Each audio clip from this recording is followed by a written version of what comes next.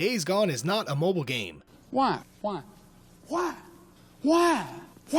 I'm stating the obvious because chances are you're wondering why I'm talking about it on a channel dedicated to mobile gaming. It's because I feel a sudden urge to talk about it, almost like I've been sent on a side quest to deliver health rations to an enemy camp. So bear with me as I sidestep mobile gaming and give you folks my thoughts on what I consider an underrated gem. Welcome to another episode of Big Giant Games.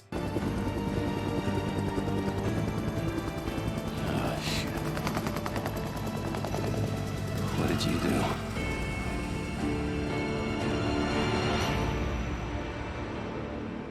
Days Gone originally released as a PlayStation exclusive back in 2019. Ah yes, 2019, before the world was flipped upside down. Thanks to Sony's efforts to enter the PC arena, we now have Days Gone on a platform where it can explode in all its bloody glory. Believe me, it's the way to play. With unlocked frame rates and a more detailed graphical presentation, it's no wonder PC gamers think they're better than us normies. I'm not here to start a fanboy war, but I can't deny the sheer horsepower a dedicated rig can churn out. Enough of the backstory. I'll just dive into what Days Gone is all about. In Days Gone, you play as Daryl as he travels across the Oregon forest eradicating zombie infestations. I'm sorry, I got that wrong. They're called freakers, because this game does that thing where it doesn't call them zombies. Why do shows, movies, and games do that? We all know they're zombies. Oh, did I get something else incorrect? Okay, the hero of this story is Deacon, but you can't blame me for the confusion. Now, I won't spend a ton of time on the story. It's a tale of freaker infestations, of missing wife exploration, and just flat out survival during an apocalypse, complete with B-grade dialogue. I don't even know your name.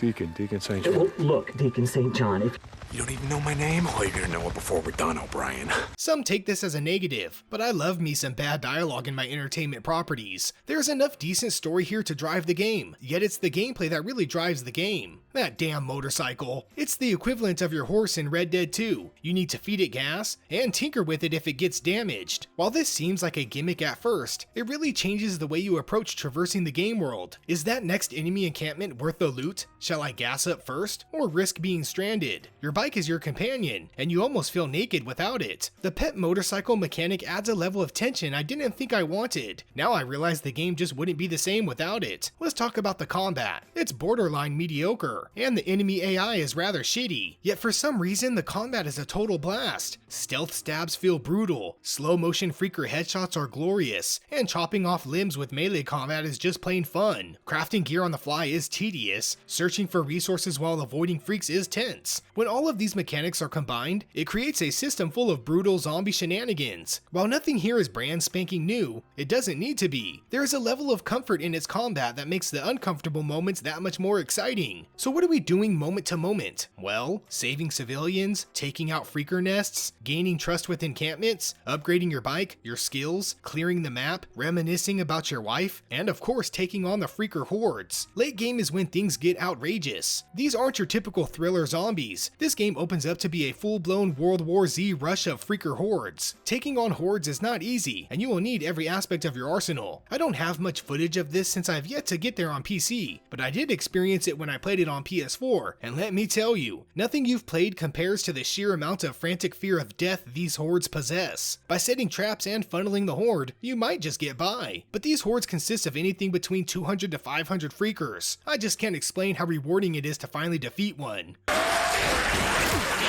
Alright, I'm risking this video being far longer than both mine and your attention spans can fathom, so I'll just get right to the graphics. Freaking amazing. Not amazing by 2021 standards, but still amazing nonetheless. The vast forest surrounds you like a blanket of moss. The character models are crisp and clear. Check out those freaking freakers, man. Look at those bulging muscles. The world is so full of detail that it makes the undead world feel alive. If I could change one aspect, it would be Deacon. Sometimes I wonder what she ever saw in him. Days Gone isn't the most fabulous looking game, but when you combine all its graphical presentation into one package, it's a beautiful looking game. Now that you've listened to me ramble about a non-mobile game on a channel dedicated to mobile games, I will relieve you of this torture. Those interested in an open world zombie game that takes zombies to the next level will be pleasantly surprised at what's on offer here. It's a game without zombies that is a game with zombies. One that ditches the shuffle and runs with the 28 days later infestations. Remember when I mentioned the bad dialogue? The crappy AI and the same old combat, I get that some would consider Days Gone to be a dud, yet all these aspects and more make Days Gone a fantastic game. It's the equivalent of trying to figure out what to eat for dinner, then realizing that pizza hits the spot. That's it! Days Gone is like your favorite slice of pizza. If you are like me and enjoy B-grade zombie fun, then you will enjoy this wonderful underrated gem of a game. So hop on that hog, blast a freaker in the face, and watch the days go by in Days Gone. As always, thanks for watching Tiny Little Games. Please subscribe to support my channel, like for more content, and ring that notification bell for video updates. Fun fact, they're freaking zombies, okay?